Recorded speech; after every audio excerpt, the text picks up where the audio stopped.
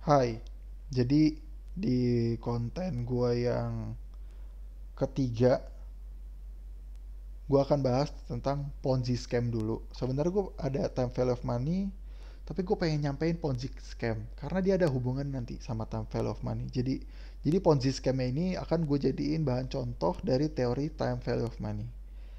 Tapi kalau gue jelasin teorinya, lu pasti bakal bingung. Jadi gue jelasin dulu Ponzi scamnya dulu ya. Nah, jadi gue ceritain ini gini coy. Waktu itu ada dua sih Ponzi scamnya. Ponzi scam yang terlihat gitu, yang lu bakal tahu lu ceritain ini pasti Ponzi scam.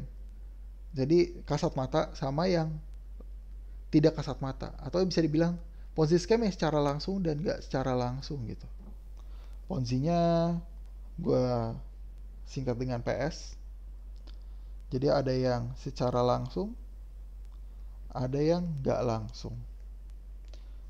Yang langsung tuh kayak gimana sih? Oke, gue jelasin. Yang langsung tuh kayak gini loh.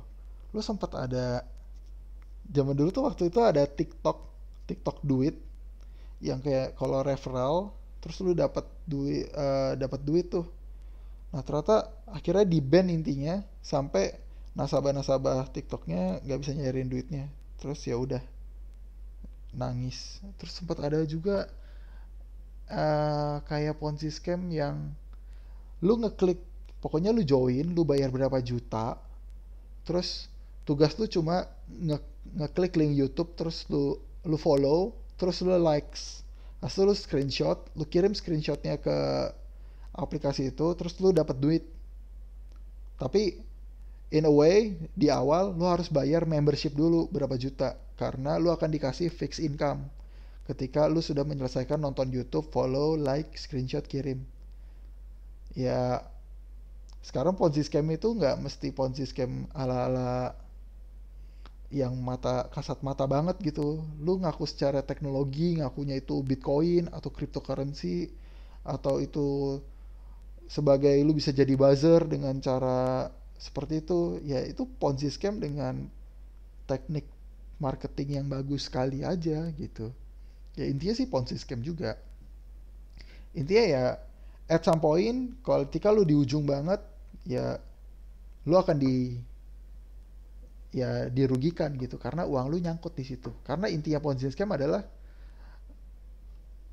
yang pertama awalnya ngakunya itu bisnis, ngumpulin 100 juta, terus lama-lama 500 juta, kumpul lagi 1 miliar dari uang-uang nasabah lama, nasabah baru dikumpulin, dikumpulin, dikumpulin sampai gede. Jadi uang nasabah lama dibayar pakai uang nasabah baru. Gitu terus sampai jumlah nasabah baru itu tidak bisa menyanggupi suplaian uang nasabah lama. Akhirnya ya saldonya jadi kasnya nggak bener, akhirnya ya udah sampai nominal tertentu itu yang bikin ponzinya cabut, kabur, melarikan diri, atau ditangkap tapi 1 tahun kemudian bebas, yang kayak gitu-gitu.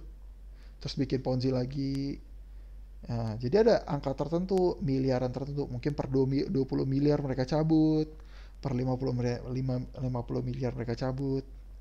Nah, yang seperti seperti itu namanya ponzi scam secara langsung. Lumayan sih gue jelasinnya 4 menit. Mohon maaf ya agak berbelit-belit. Ya, sekarang gue akan menjelaskan tentang Ponzi scam yang secara tidak langsung. Jadi nih, gue mau jelasin karena gue sempat nih kemarin tuh gue ngobrol sama temen gue. Dia tuh punya usaha ayam, supplier ayam. Jadi ayam potong dia supply, tapi di sini ada penipuan. Tapi secara nggak langsung, halus banget nipunya. Awalnya sih nipu, tapi lama-lama ternyata nipunya ini jadiin bisnis plan sama sindikat penipu tersebut gitu. Jadi yang mau gue kasih tahu ini adalah pengalaman. Jadi lu bisa berhati-hati ketika lu berbisnis dengan stranger atau orang yang lu kenal sekalipun. Yang pertama, jadi skemanya tuh temen gue tuh supply ayam ke PTA. gitu. Dia itu bukan supply, teman gue ini dia cuma mediator, tapi mediator yang bermodal gitu loh. Jadi dia beli dari PTB,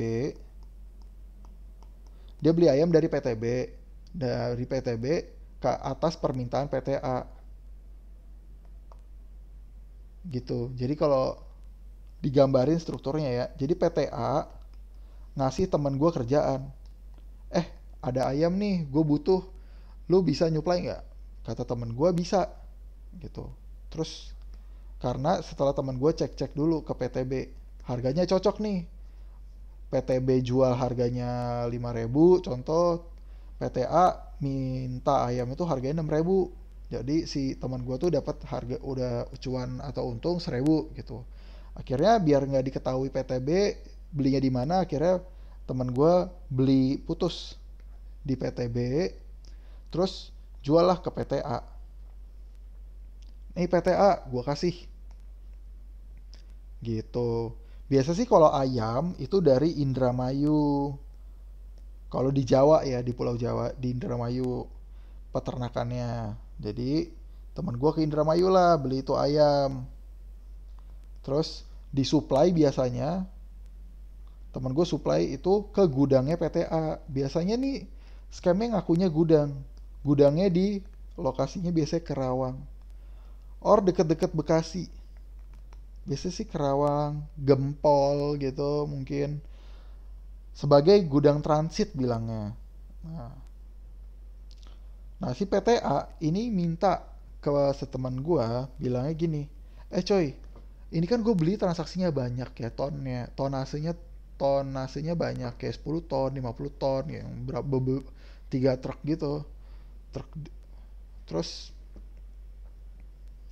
temen gue dia PTA ngajuin emang dari awal pembayarannya bentuknya TOP ya, term of payment, atau pembayarannya per 7 hari setelah barang gue terima gitu. Ada yang 7 hari kerja, 7 hari kalender gitu-gitu. Nah, oh ya udah per 14 hari ya. Lu udah oke. Terus temen gue ngitung dengan TOP 14 hari berarti siklusnya dalam sebulan dia bisa supply 2 kali. Berarti per satu siklus dia untungnya 10%. Berarti 2 kali siklus berarti untungnya sebulan adalah 20%. Semua indah tuh. Nah, namun ternyata di hari pembayaran TOP si PTA menghilang. Iya, menghilang. Setelah dicari-cari, ketemulah si PTA. Ada kantornya, ada pekerjanya. Nah, setelah ditagi-tagi, ternyata dia nggak mampu bayar. Dia cuma bisa bayar kayak 10% dari nilai transaksinya. Waktu itu kayak temen gue transaksinya anggap aja 500 juta gitu ya. Jadi cuma bisa bayar 50 juta doang. Gitu. Sementara 550 dia PTA memiliki hutang 450 juta ke si teman gua. Nah, akhirnya nanya lah term bayarnya gimana? Ya nggak tahu pak, soalnya si PTA ngakunya ditipu sama PT Z. Nah, gitu. Nah, pokoknya singkat cerita, ternyata kalau lu ikutin PT Z ini ternyata ditipu sama PT X. PT X ini ditipu sama PT W. PT W ditipu sama PT R. PT R ditipu sama PT S.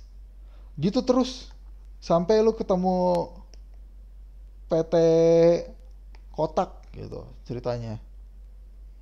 Oke, jadi ada banyak poin penipuan di sini gitu. Ini nipunya halus banget men. Ini jadi gue kasih tahu life hack ya. Oke, kayak gue akan lanjutin di video selanjutnya karena udah 10 menit. Bosan juga men kalau udah beberapa menit soalnya.